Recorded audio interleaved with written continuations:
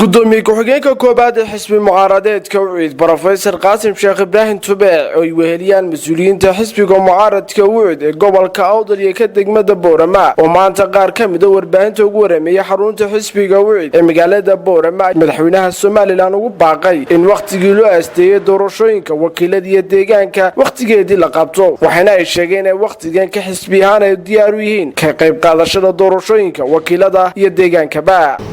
waxaan leeyahay madaxweyne saddexdii golaba waxay noqdeen saddex gole oo la iska dhaxlo oo dhaxal tooyan noqday marka waxaan ku baaqayaa madaxweyne waxaan kugu baaqayaa inaad doorashada qabato oo wadankan dimuqraadiyadii iyo horumarkii ka socday inuu sidiisii u socdo maanta wax xalaal ku fadhiya oo la doortay kursigaaga jira inta kalena waa xaraan bay ku fadhiyaan waxaan aad iyo aad u jecelahay madaxweynaha jamhuuriyadda qaranka ee la soo doortay inuu tixgeliyo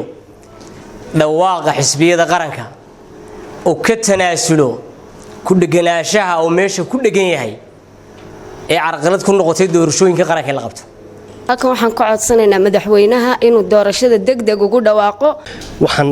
adkeynayaa oo xoojinayaa باقي كسو baxay xarunta dhexe xisbiga cadaalad iyo daryeelka Wucid ee ahayd in sida ugu dhaqsaha badan loo qabto doorashooyinkii dalkani xaq u lahaa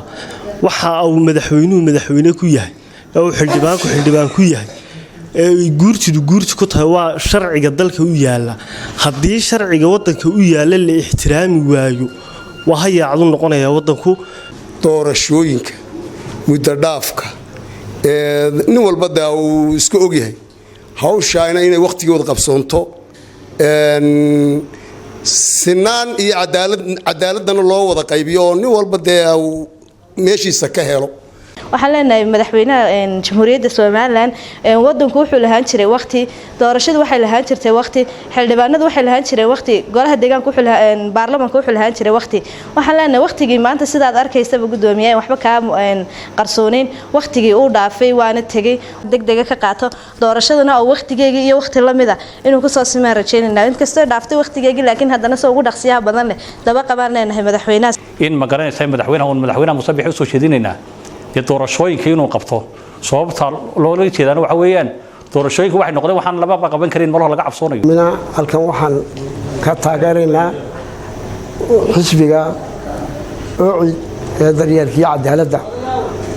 go'aanadii ay soo saaray ee ahaa waa in si degdeg ah loo qabtaa doorashooyinka marka madaxweyne waxaan ka codsanaynaa inaad maxaan raday xilligii noo mudeyso